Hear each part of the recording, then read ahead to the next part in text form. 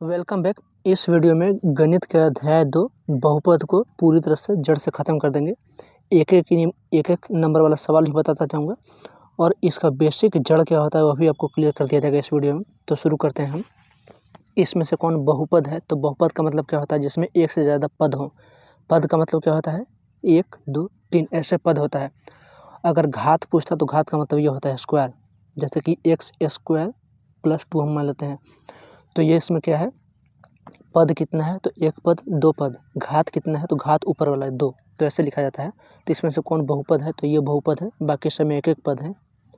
और दूसरी बात, कुछ भी उल्टा पलटा आपको दिखे, जैसे कि रूट में एक्स या फिर 1/x ऐसे करके देखे तो सॉलिड मान लेना कि वो बहुपद नहीं है।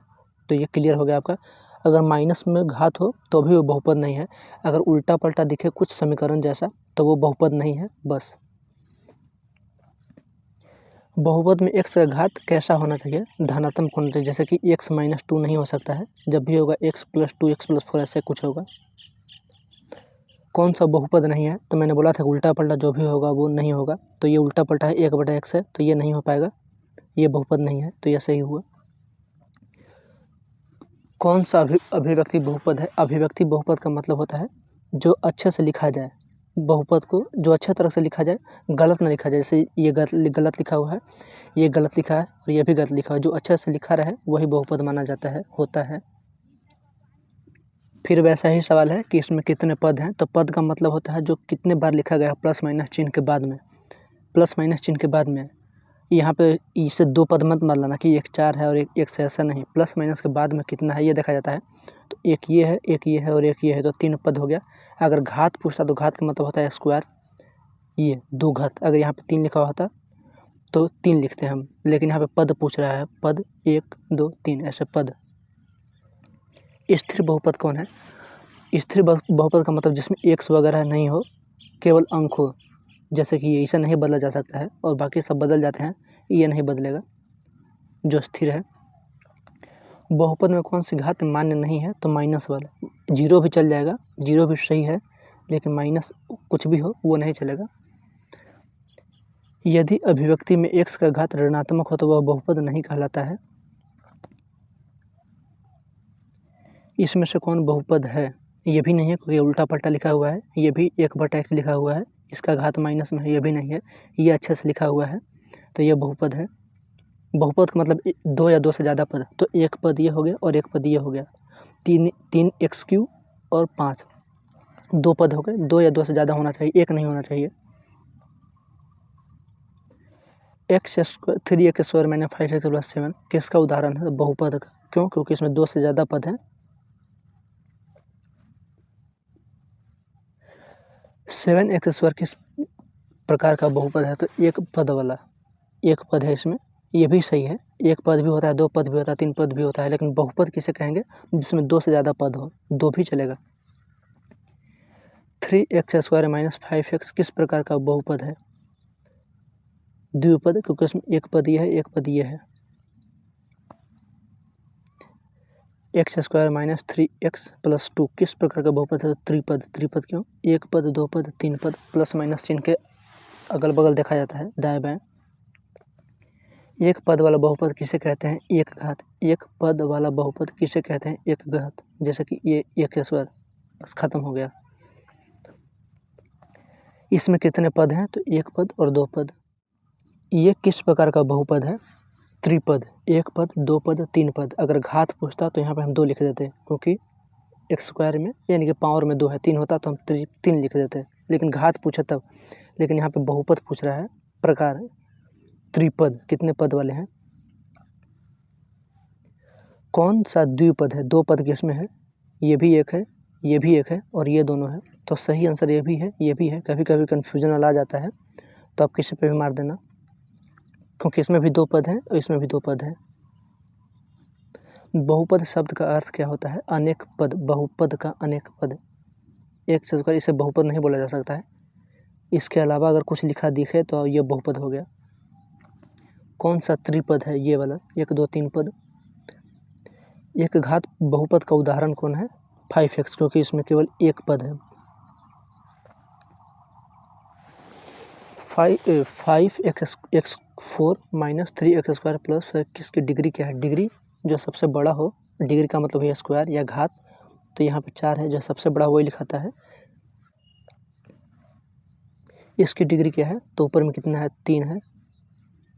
7 किस प्रकार का बहुपद है, 7 किस प्रकार का बहुपद है, तो ये स्थिर है। स्थिर मैंने आपको बता ही दिया था, जिसमें x वगैरह ना हो, तो इसमें केवल 7 है। यहाँ पर 7 दिया हुआ है, तो ये स्थिर है। इसकी डिग्री क्या है, तो डिग्री का मतलब ऊपर वाला 2। x की डिग्री क्या है, 1, कुछ नहीं दिया हुआ है तो 1 मानेंगे डिग्री। इसका 5। किस बहुपद की डिग्री 1 है, इसका 2 है, इसका 3 है, ये तो है ही नहीं क्योंकि ये स्थिर पद है। तो फिर 5x, क्योंकि x का पावर 1 यहाँ पे माना जाएगा। तो डिग्री पूछ रहा है, पद या घात नहीं पूछ रहा है। हाँ, पद पूछ रहा है, सॉरी, घात। स्थिर बहुपद 9 की डिग्री क्या मानी जाएगी, 0। किसी बहुपद की 0 डिग्री होती है, किस बहुपद की डिग्री 0 है इसमें से, तो इसका 1 है, इसका 2 है, इसका 3 है। 7 जो अंक होता है उसका डिग्री 0 माना जाता है। बहुपद की डिग्री किसे कहते हैं, सबसे बड़ी घात को, जैसे x², x³ ये सब जो सबसे बड़ा आपको दिखाई दे वही उसका डिग्री हुआ। अब इस तरह का सवाल भी आते हैं, थोड़ा आपको परेशान कर सकते हैं, इसमें परेशानी वाली कोई बात नहीं है। यदि px x² - 4 है तो p2 क्या होगा, तो यहाँ हमने एक बार px लिखा, अब यहाँ हमने p2 लिखा, यानी कि x को हटा करके 2, तो यहाँ भी हम x को हटा करके इसके जगह पर 2 लिखते जाएंगे, तो 2² - 4, तो ये 0 हो जाएगा। एक और उदाहरण है, जैसे जैसे उदाहरण लेंगे वैसे आसान होता जाएगा। px बराबर इतना है तो p1 कितना होगा, तो हाँ, या इसमें हम x को हटा देंगे, x की जगह पे ये रख देंगे, क्योंकि यहाँ पे x को हटा करके जिसने 1 रख दे दिया है हमें, तो हम भी यहाँ पे x को हटा करके 1 रखेंगे, तो 3 × 1 + 1 4। p0 क्या दर्शाता है, स्थिर पद को। स्थिर पद यानी कि p0, यहाँ पे x वगैरह नहीं है, अंक है, और अंक 0, अंक स्थिर होता है। px बराबर इतना, तो p - 1 कितना होगा, तो हम x को हटा करके -1 लिखते जाएंगे, -1² - 1।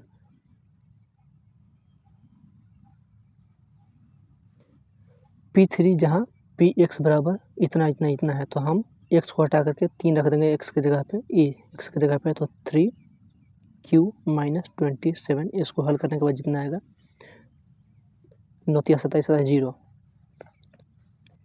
p - 2 जहाँ px बराबर इतना है, तो हम हर जगह x को हटा करके इसे रख देंगे, तो हम मान सामने आ जाएगा।